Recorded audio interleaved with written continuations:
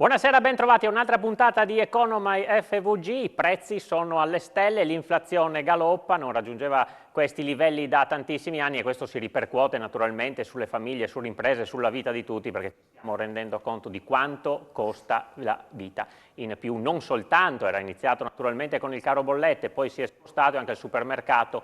Al giorno d'oggi se andiamo a comprare la frutta, la verdura, la carne, se prendiamo un biglietto dell'aereo, insomma i prezzi di sicuro non sono quelli del passato. Sicuramente la pandemia può aver influito in qualche modo, certamente la guerra che è in corso tra Russia e Ucraina ha influito altrettanto, insomma, però ci sono tante cause che hanno portato a questa situazione e che pesano, come dicevo, poi sui cittadini. Di questo parliamo questa sera con i nostri ospiti che vi presento subito a partire da Paolo Ermano, professore di economia internazionale dell'Università di Udine. Buonasera professore. Buonasera.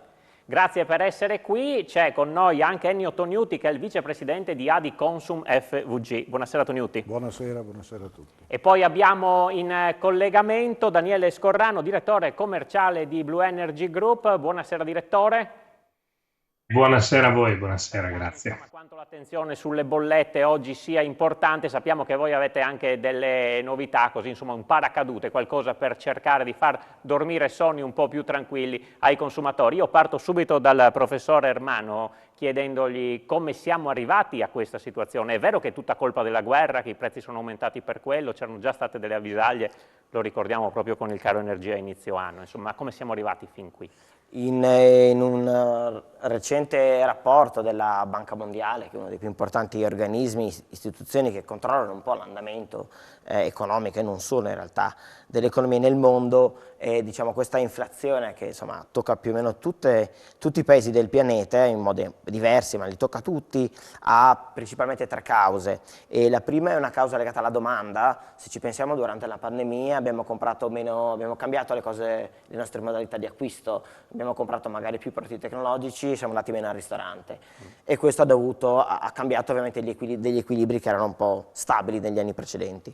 C'è stato un problema di offerta, cioè le aziende hanno dovuto un po' ristrutturarsi, alcune aziende hanno trovato grande vantaggio dal cambiamento delle abitudini, altre ovviamente uno svantaggio, e poi c'è stato tutto quei problemi sul blocco dei trasporti legati appunto alla pandemia, ai costi della pandemia. E da ultimo c'è stato questo aumento dei costi delle materie energetiche che in realtà inizia prima ancora della pandemia, che ovviamente sommando tutte queste tre cause ha creato questa situazione che non si vedeva da diversi anni, per quanto ancora tassi di inflazione inferiori agli anni 80, quindi insomma... Ci si ricorda quel tipo di inflazione? Che differenze ci sono fondamentalmente tra quella inflazione e quella di oggi?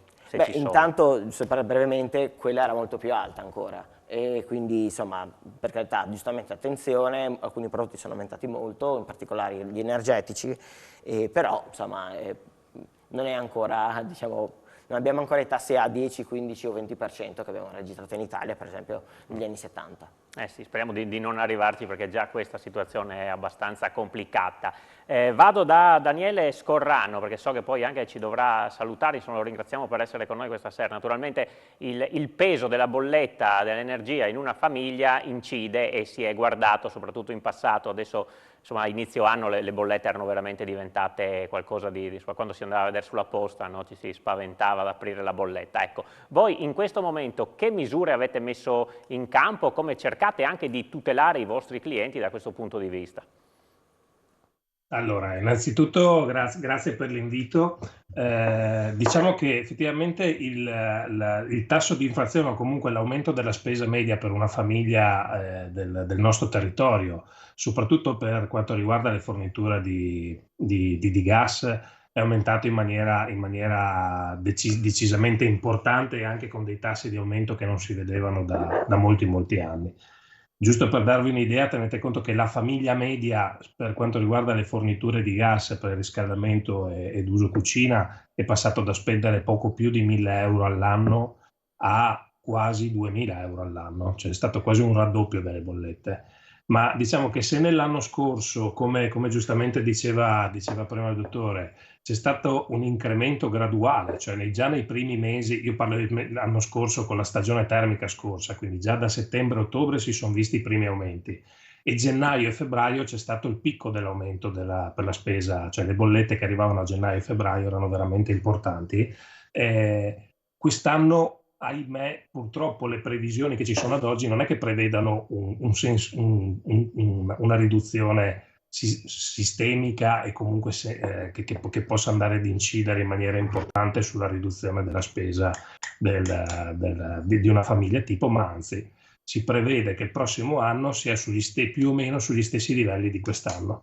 Quindi che cosa significa questo? Che purtroppo la famiglia media si dovrà aspettare, dovrà prevedere un aumento della sua spesa e quindi dovrà anche in qualche modo iniziare a prevedere il budget mensile, considerando anche le bollette che arriveranno a gennaio e febbraio. Cioè tenete conto che noi abbiamo previsto che la bolletta media di un cliente di gennaio del prossimo anno potrà raggiungere anche i 400-500 euro.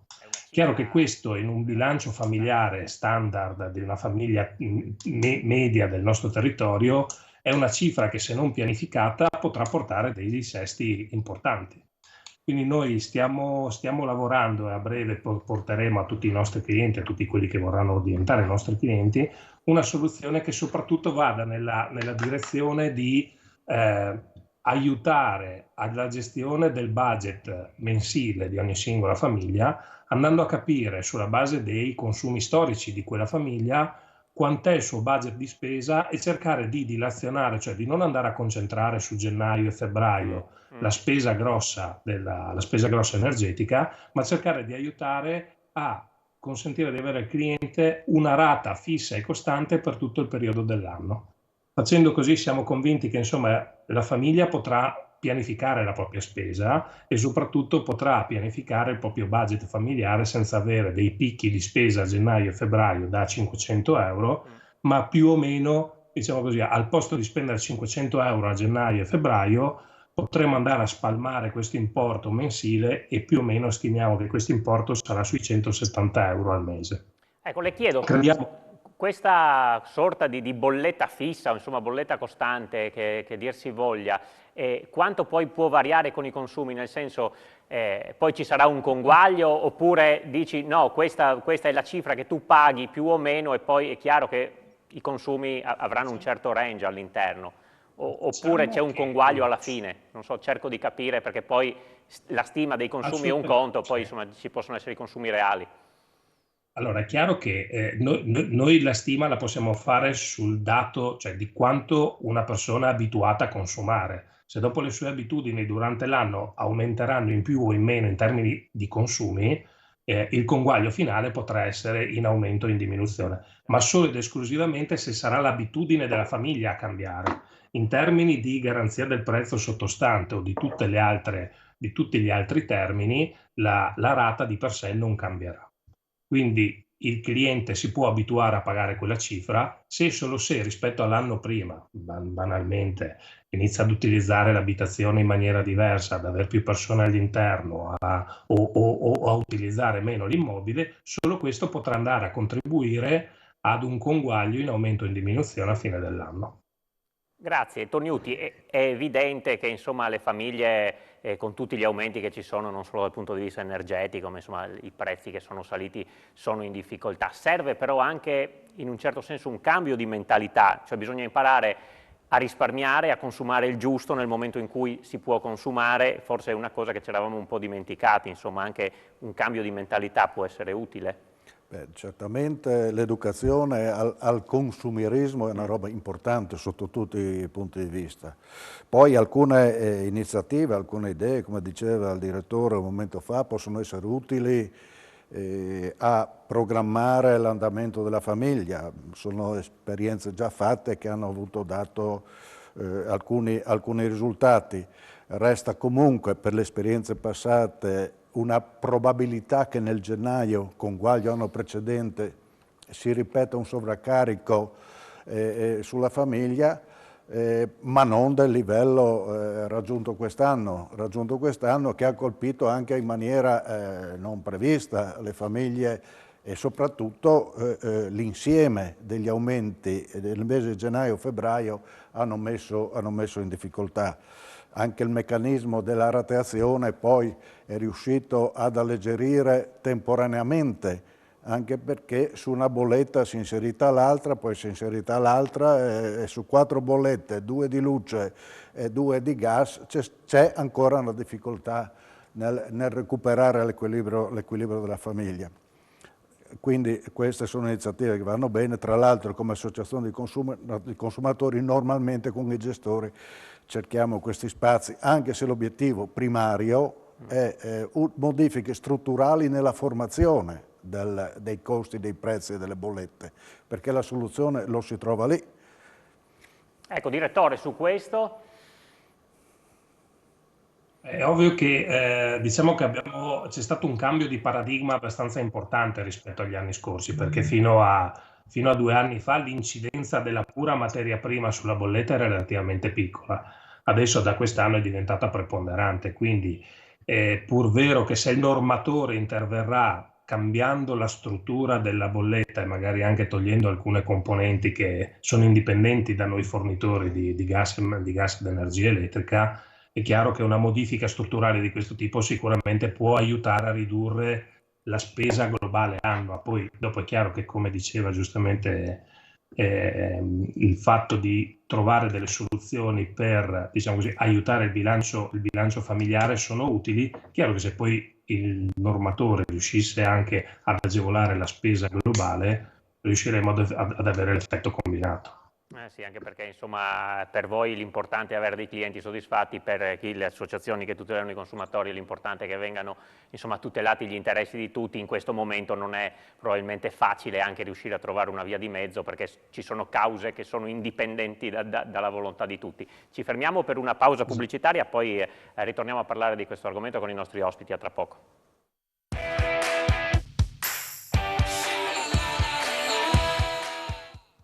Di nuovo insieme con Economai FVG, al centro di questa puntata l'inflazione, che ha fatto registrare livelli molto alti. Insomma, la stima per il 2022-23, insomma siamo al 6,7% fino all'8% addirittura Banca d'Italia negli scenari peggiori. Professor Ermanno, insomma, ne parlavamo nella prima parte della trasmissione, questi aumenti, soprattutto fronte energia, e molti si chiedono quanto c'è di reale, quanto c'è di speculazione ai massimi sistemi in quello che ci sta succedendo intorno. Lei, professore di economia internazionale all'Università di Udine, ci dà una mano a capire insomma questo nodo.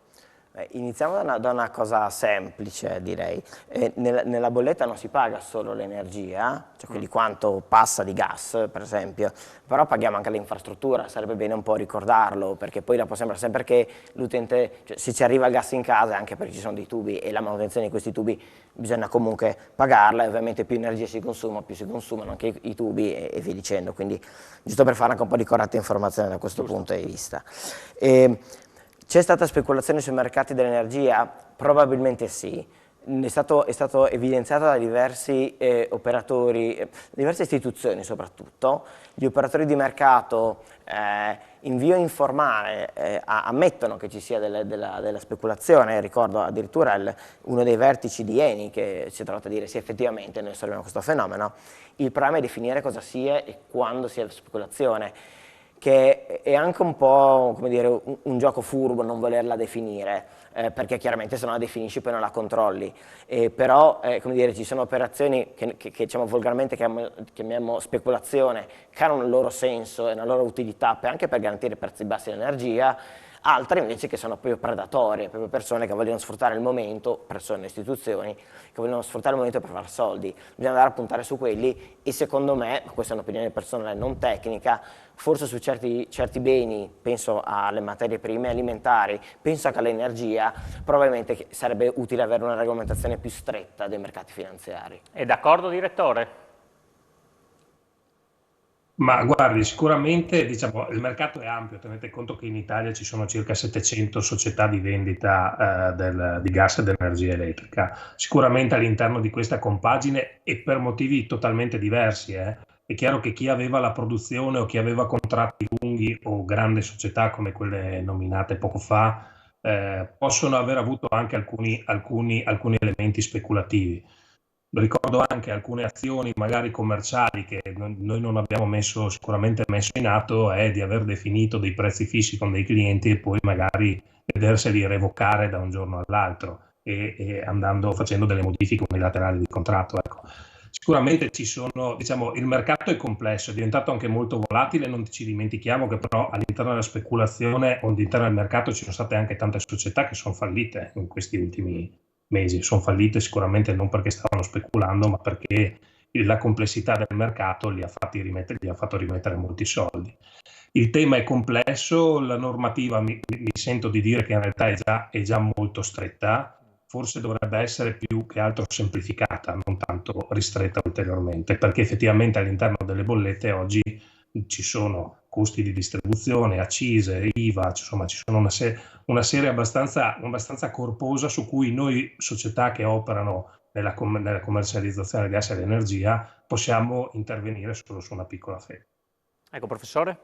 No, però intendevo, quando parlo di speculazione non volevo assolutamente chiamare in causa le aziende che fanno distribuzione di energia, quanto gli operatori finanziari delle borse, cioè intendono quel tipo di speculazione che certo. incide poi sul prezzo dell'energia, della materia prima che aziende come Blue Energy e altre poi vanno a comprare, che poi vendono a noi clienti, a noi.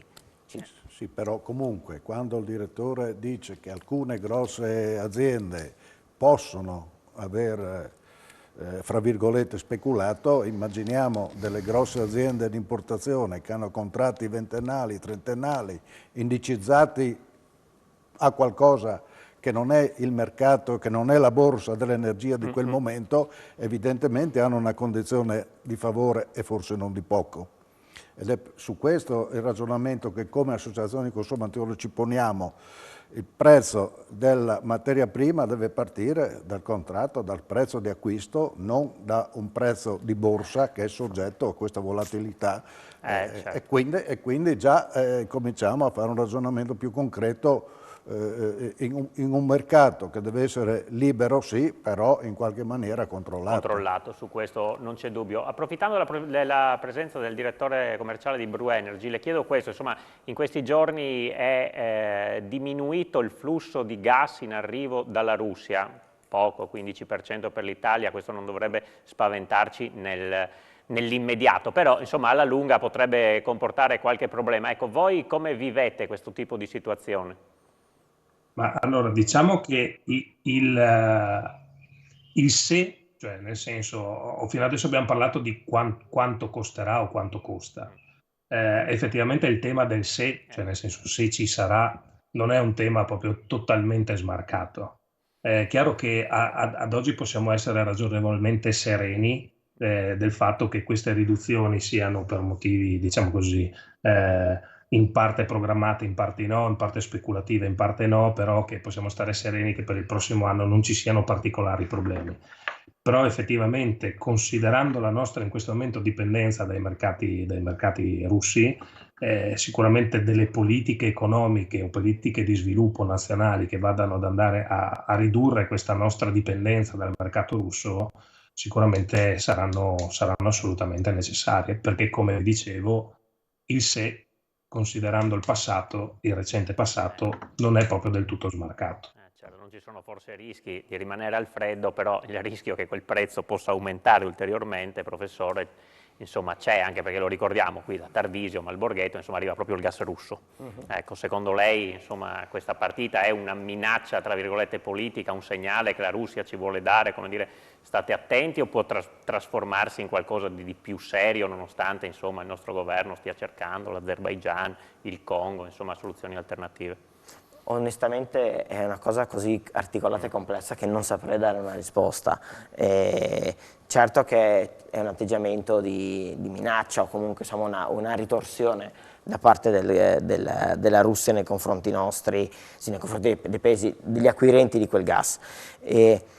È chiaro che se poi, cioè, per quanto possa essere minacciosa l'attacco di Putin, è chiaro che se poi domani gli Stati europei si mettessero d'accordo per diventare acquirente unico, per esempio nei contratti internazionali, già questo cambierebbe le carte in tavola.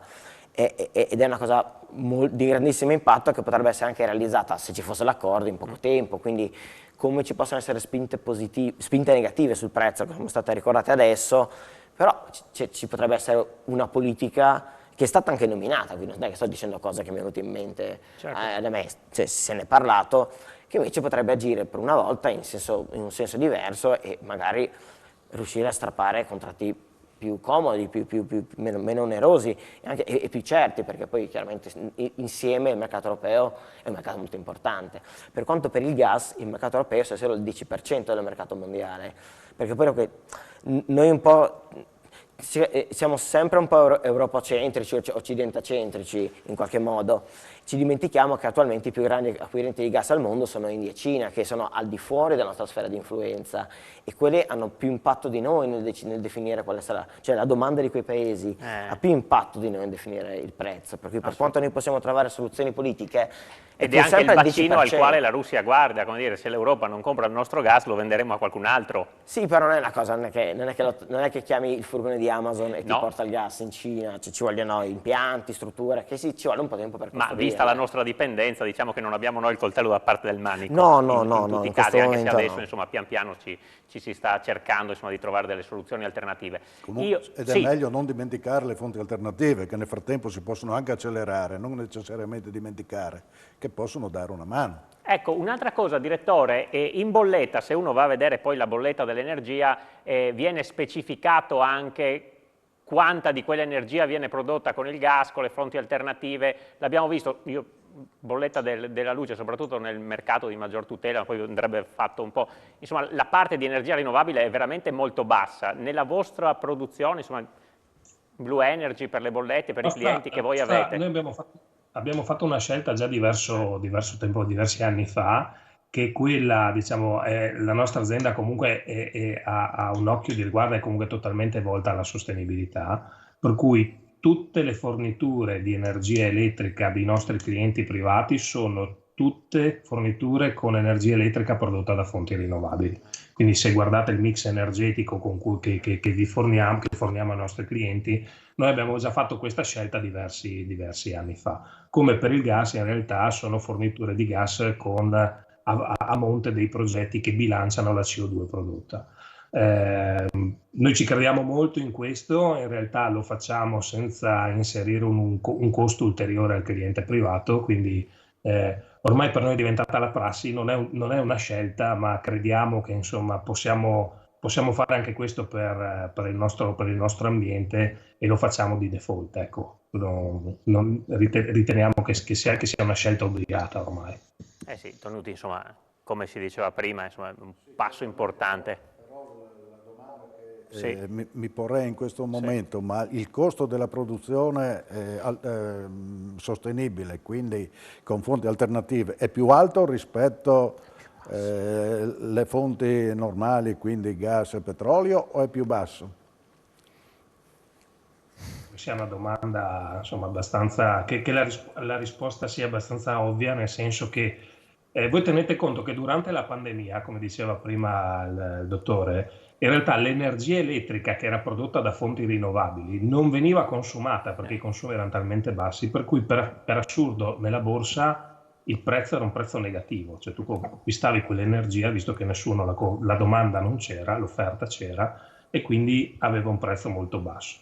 Al contrario, in questo momento si è arrivati al punto che in realtà non esiste nel mercato un prezzo per l'energia prodotta da fonti rinnovabili e quella prodotta non da fonti rinnovabili. Il prezzo dell'energia prodotta da una centrale idroelettrica si pareggia a quello prodotto da una centrale termoelettrica, pur nonostante che capiamo benissimo che una centrale idroelettrica ha un costo di produzione che, non avendo il gas, è notevolmente più basso. Grazie direttore, ci fermiamo per un'altra piccola pausa pubblicitaria, restate con noi a tra poco.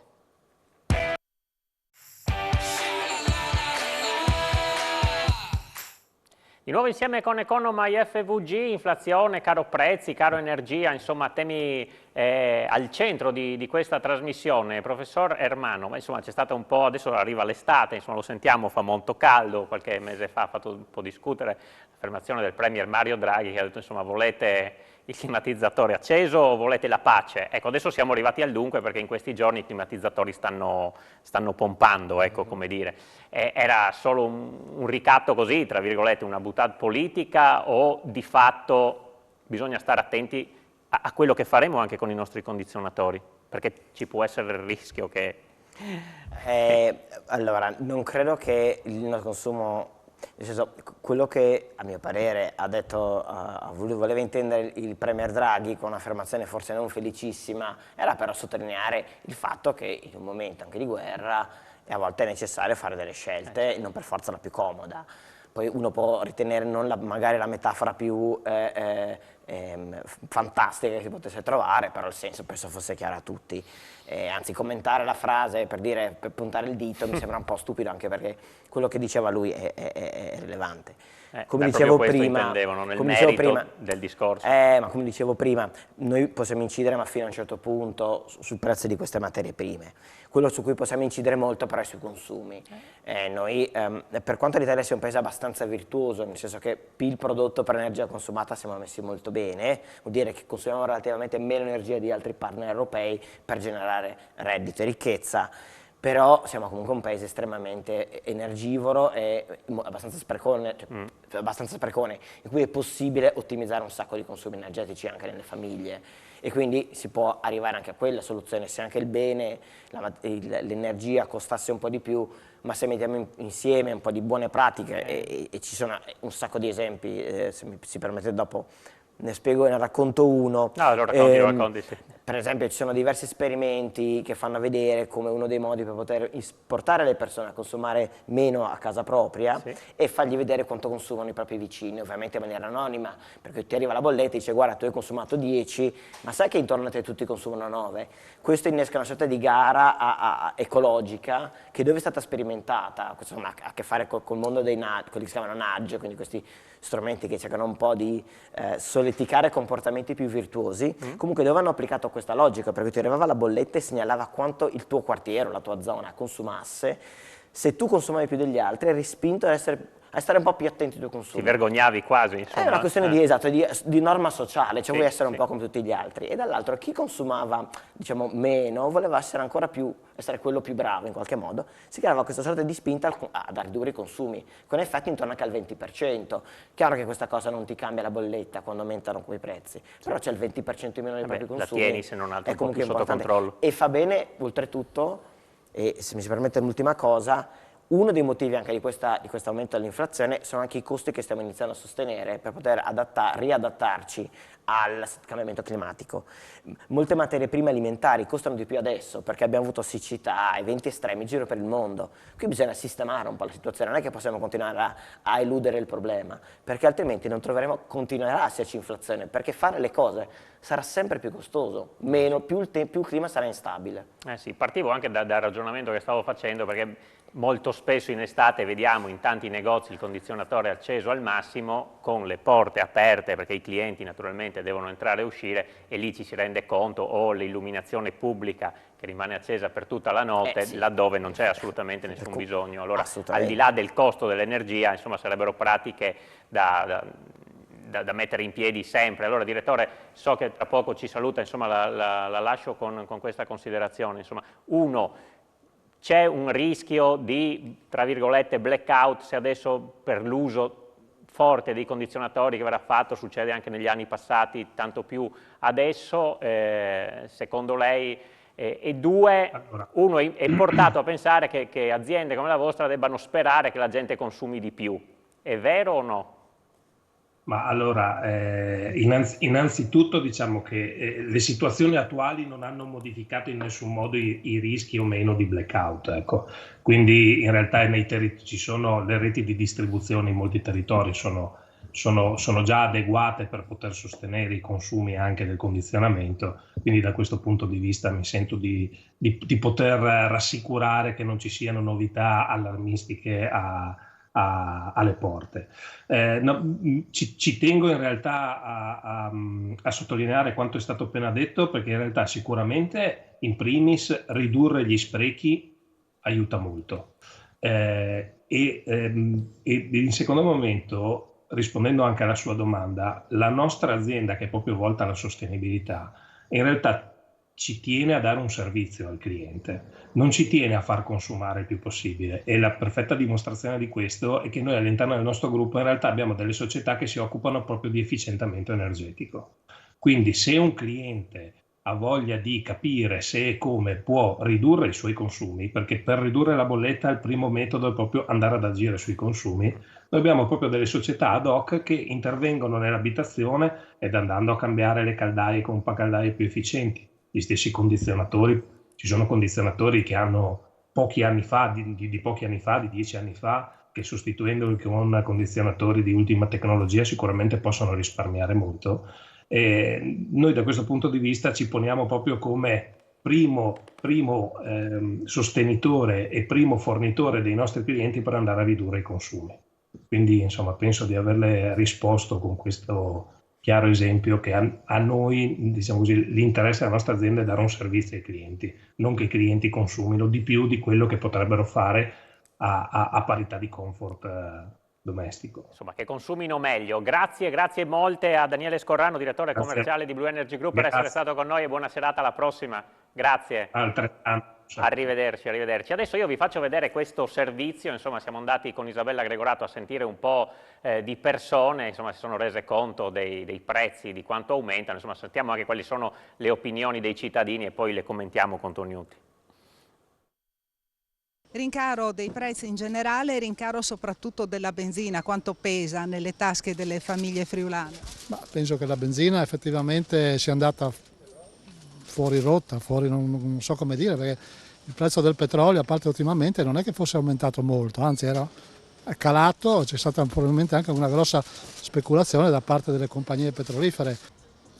Ci sono persone che conosco che hanno un banco di pesce, fanno il pesce fritto loro, usano l'olio, per esempio, questo è collegato alla guerra però, no? L'olio di girasole per friggere è aumentato, mi sembra, da quasi del 150% l'olio di girasole. Non ci stanno più dentro con i prezzi di prima e devono aumentare moltissimo i prezzi alla vendita. Ogni anno, per un motivo o per l'altro, c'è un problema e quindi questo fa in modo che la gente abbia meno disponibilità, non c'è nulla da fare. Se non è questo, ripeto, abbiamo avuto il 2008 che ha avuto la crisi mondiale, poi è passata, poi il Covid, faccio un esempio, adesso la guerra, le bollette, fra 2 o 3 anni chissà cosa succederà, la JP Morgan dice che siamo pronti a un altro collasso economico. Quindi io ormai che ho una certa età, visto che sono da pensione, sono al punto da prendo quello che arriva. Me ne accorgo che il fatto che la caro bolletta fa in modo che la gente abbia meno risorse, però, dicevo prima, ogni anno è così, non torneremo mai agli anni '80. Sì, Toniutti, insomma, qui si tratta di dare, insomma, qualche consiglio ai consumatori per cercare di ridurre un po' le spese. Abbiamo cercato di dire, no, spendere meglio per spendere meno, è un vecchio adagio che insomma può tornare utile in questi periodi, diciamo, complicati. Beh, questo senz'altro è la prima regola su tutto e per tutti, però il ragionamento che faceva anche l'intervistato, il costo del petrolio oggi a $126 al barile, nel 2002 era a 126 euro al barile, nel 2002 la benzina era a 1,30 euro, oggi è a 2,30 euro. Non capisco, però qualcosa c'è di mezzo, capisco l'aumento dei costi industriali, forse, l'aumento del trasporto, forse, però c'è un qualcosa su cui credo si possa operare, ed è per quello che noi insistiamo nell'andare a fare degli interventi strutturali che modificano le abitudini, cioè che modificano anche la normativa, che si rivedono anche l'autorità, perché anche l'autorità per l'energia, finché continua a costruire i prezzi in questi modi, evidentemente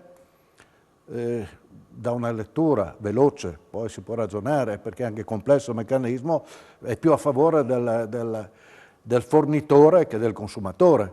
È più tutelato il fornitore del consumatore e forse rivedere questo equilibrio sarebbe opportuno, quantomeno aumentando la liberalizzazione, in modo che il consumatore possa usufruire del suo potere, che è quello di gestire con la domanda anche i prezzi.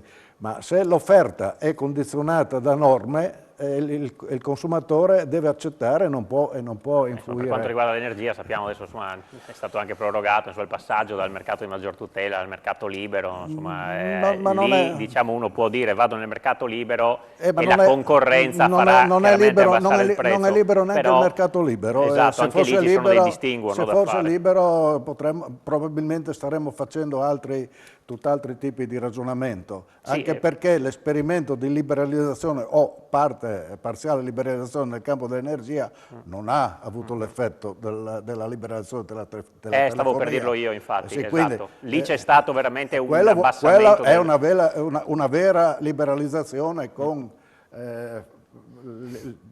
lo stimolo della concorrenza, eccetera. Nell'energia sì, diciamo che forse di là ci sono più attori in campo, quindi c'è una concorrenza ma gli attori un po' in più campo spinta. sono diventati quando hanno individuato certo. la modalità per guadagnare. Oggi nell'energia comunque c'è una veste abbastanza monopolistica. Per quello dicono, ci sono meno soggetti. Quindi ha queste sue tutele.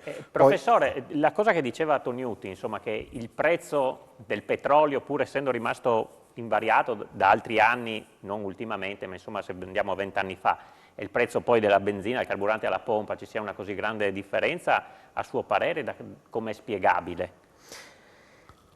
Posto che non ho presente l'andamento del costo del petrolio negli ultimi anni sotto mano, per cui mi fido assolutamente di quello che è stato detto, per carità. Però voglio dire, rispetto a un anno fa che il gasolio costava poco più di €1 al litro, sicuramente il petrolio non era doppiato. Questo lo possiamo dire con abbastanza certezza. Certo. Però ovviamente il petrolio devi trasformarlo in benzina, certo, sì. Quindi se l'energia costa di più, anche la trasformazione in benzina costerà di più. Questo non ci sono Poi c'è un tema di fondo che secondo me è anche interessante esplorare, che la benzina in Italia è molto tassata. Perché è molto tassata? Perché sai che la gente la paga quella tassa, non puoi non pagare la tassa alla benzina, come l'IVA. Noi abbiamo un'IVA molto alta, perché? Perché in Italia c'è su altri sistemi di raccolta della tassazione ampia evasione o elusione, insomma. Ho letto un suo post recentemente proprio su questo tema, su perché si vanno a tassare i tabacchi e la benzina rispetto ad altri. Se lo spiega, fa capire bene insomma, sostanzialmente il perché. C'è un problema di fondo, l'Italia è un paese troppo autocentrico, siamo il paese in Europa, credo forse solo Malta deve avere più auto dell'Italia in Europa, cioè il numero di automobili per abitante, in Italia siamo tipo a 65 auto ogni 100 abitanti, in Germania, peraltro il principale produttore di automobili in Europa, sono a 50, 48, vanno 50. Più in bicicletta. Quindi ovviamente avendo più automobili, ogni spesa sulle automobili impatta di più.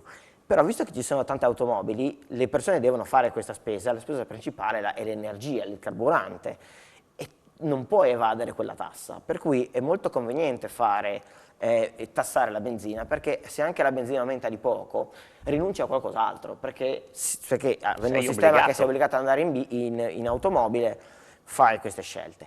Tuttavia però, anche qui, ricordiamoci che non vale per tutti, però per una buona parte della popolazione l'auto la usiamo poco, cioè in Italia è stimato che l'auto viene utilizzata più o meno tra una mezz'ora e 40 minuti al giorno per fare spostamenti che sono al massimo inferiori ai 10 km, in media, poi per una buona parte della popolazione, poi non è per tutti chiaramente, però queste persone potrebbero usare mezzi alternativi e magari spingere le amministrazioni pubbliche, e su questo possono avere un grande impatto alle amministrazioni pubbliche, a fare in modo che le persone non debbano più utilizzare o possano utilizzare meno l'automobile, e questo è già dargli più soldi in mano, perché se faccio un pieno in meno, poi la benzina può anche stare a 100 euro, se non faccio un pieno io non ho subito quel costo. Sì, anche una questione di potere d'acquisto, ne parliamo dopo la pubblicità, perché sale l'inflazione ma non salgono gli stipendi, e anche questo è un grandissimo tema, tra poco con i nostri ospiti.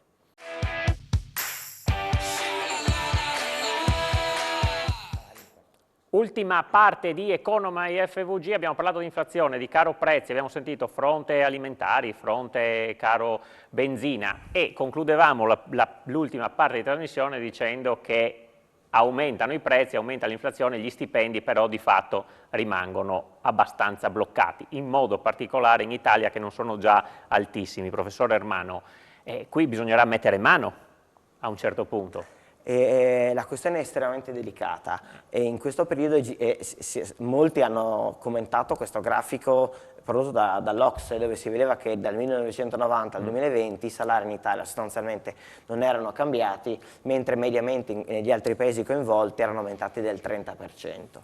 E ci si chiedeva, però questa cosa è problematica, perché se i salari in 30 anni non sono modificati, oltretutto il paese è cresciuto economicamente in questi 30 anni, vuol dire che quelle risorse sono andate in altri impieghi.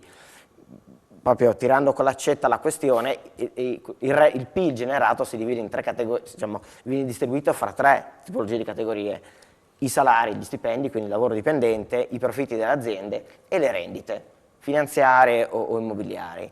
E se i profitti sono rimasti fermi vuol dire che i soldi sono andati sulle altre 2. E io temo principalmente che siano andati, cioè, se vanno ai profitti per le aziende, se questi vengono reinvestiti, ben venga, vuol dire che le aziende crescono e quindi bene, però temo che anche per questioni di tassazione siano andati più alle rendite immobiliari o finanziarie, quindi persone che hanno, invece di lavorare, hanno 3 appartamenti o anche solo chi ha un appartamento in affitto. Perché? Perché costa meno, alla fine costa meno del lavoro, è meno tasso del lavoro e questo è un problema, perché abbiamo fatto, in un paese in cui incentivi l'acquisto della casa e l'accumulazione di capitale sulla casa e poi giustamente tassarlo diventa un problema, però avrebbe più senso tassare quello che tassare il lavoro, perché è il lavoro che genera la ricchezza, non la casa. Certo, e poi insomma altra considerazione da fare, poi sentiamo anche Toniutti, insomma secondo la Banca d'Italia le famiglie hanno in banca 1.174 miliardi di euro che però se rimangono fermi lì rischiano di perdere il loro valore, quindi di generare sempre meno valore. Per questo le banche stanno spingendo affinché questi soldi vengano investiti il più possibile, ma è anche vero che in periodi di crisi la gente ha paura e tende a tenere i soldi bloccati.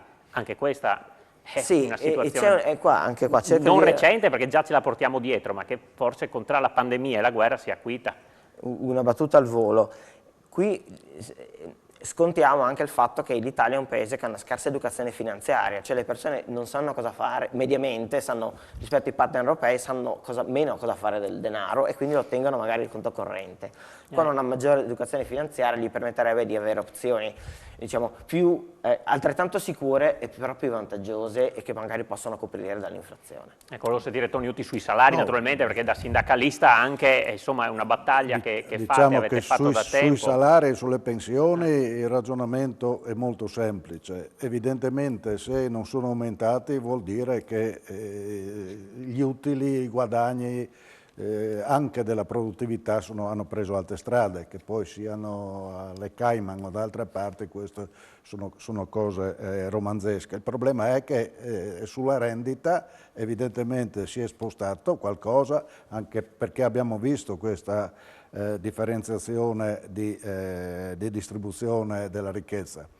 C'è però un problema, che in Italia non si può pronunciare neanche in termini eleganti come il professore, che bisognerebbe toccare leggermente le rendite in modo da poter riequilibrare un po' tutta la partecipazione del cittadino al funzionamento dello Stato e quindi al funzionamento del welfare e quindi alla diminuzione del carico fiscale attuale che diventa automatico nel momento in cui abbiamo bisogno di quella quantità di spesa e ne migliorerebbe anche lo stipendio, perché toccare lo stipendio vuol dire ridurre l'incidenza fiscale. Toccare le pensioni oggi vuol dire ridurre l'incidenza fiscale, che non aumenta costi, è solo una diversa utilizzazione dello stesso Poi costo. diciamoci che se uno ha 100 euro in tasca in più al mese, adesso c'è a luglio i 200 euro di bonus, insomma, che possono essere un palliativo ma anche essere sicuramente utili, se li hai in tasca vai a mangiarti la pizza una volta in più, vai a farti un viaggio una volta in più e rimetti in circolo quei soldi. Non importa, c'è un aumento della disponibilità e quindi la disparità, aumento prezzi e rendita. Il discorso del risparmio forse va inserito anche non solo in un problema di educazione, che su quello sono d'accordo che vale su tutti i terreni di cui abbiamo parlato, però c'è un problema di insicurezza e abbiamo l'esperienza anche della pandemia.